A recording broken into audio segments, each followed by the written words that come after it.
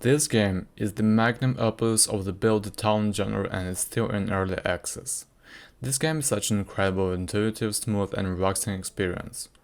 Genuinely, every single town builder game I have ever played is absolute trash in comparison to this. This game basically takes out all the annoying, monotonous, repetitive and clunky parts of the predecessors, to give a nice and smooth experience.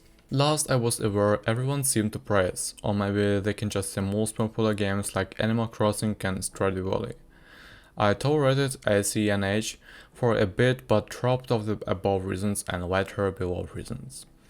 I played Stardew Valley and was immediately aggravated by every single aspect of it and probably played less than 10 hours. No, I was not giving it a chance, it was incredibly dull and crap. Later on, I will list this game's top 20 features that I think other games in this genre lack. If you feel the same, I'd really think you should start the game.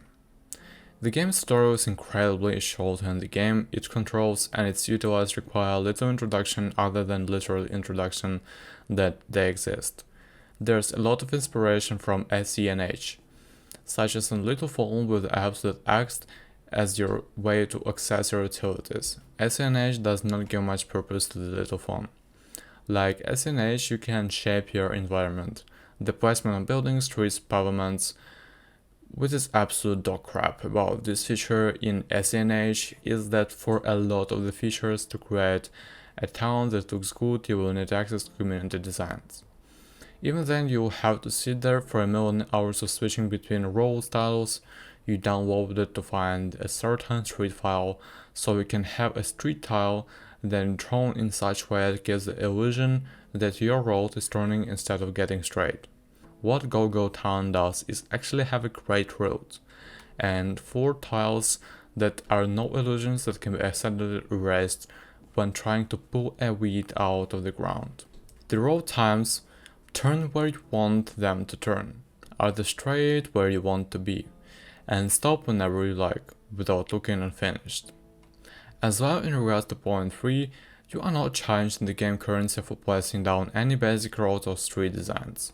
They do not take any valid third-rate columns, you craft into 1 dirt sheets that you then need 500 of, which you will take to have to replace as you unlock better streets, which means all of your work was useless. Placing down roads in Go is literally like drawing in square grids. If you unlock a new floor, just draw over the floor. If you want to do it immediately, replaces it with the brand spanking new details and 3D flooring. If you unlock a fancy flooring and you want to put it down with the minus money, and it's cheap from your money pot.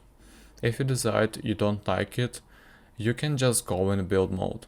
Click on the road you want and then draw it over, and it instantly re-adds the money back into your account. You are not punished for redesigning as you go.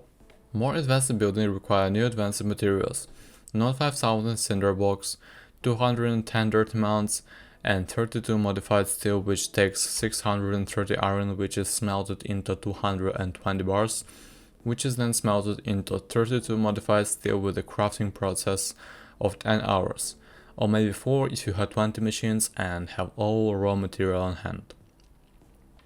You are not charged in the game currency for moving buildings, nor does it take 5 in-game days for the movement happen. Hint ACNH. Oftentimes when designing, you really need to see how a building looks, a couple blocks this way or that way.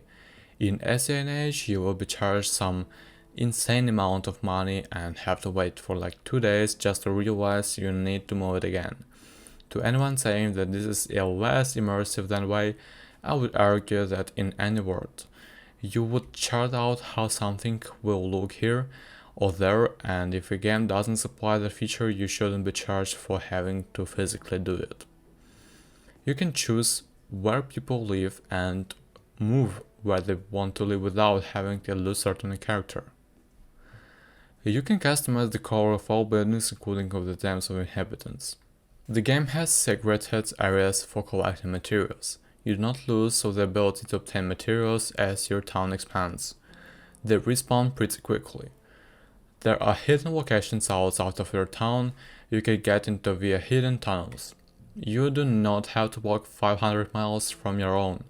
SCNH has none of this adventure. Perhaps it's a minority thing, but I despise when the games have their music too loud or have almost no variety inside music. Gogo has it so quiet in the background, and when the song changes, they give you the name of the song and the artist. When you are walking behind any tall or wide object, the object becomes see-through to you so you don't get stuck on walls, bushes, trees, etc. that you don't see. While inventory size is far smaller than SCNH and a bit smaller than the Strider's starting capacity, it is good reason. You're given the multiple trucks that hold so much stuff. For example, if you need to bring 10 apples to Cindy, grab 3 steel and 3 planks to craft a new building, and pick up like 20 octo sausages to drop off the restock, and this seafood dinner you don't need to make it 20 trips. You throw all your crap in the truck and just drive to each place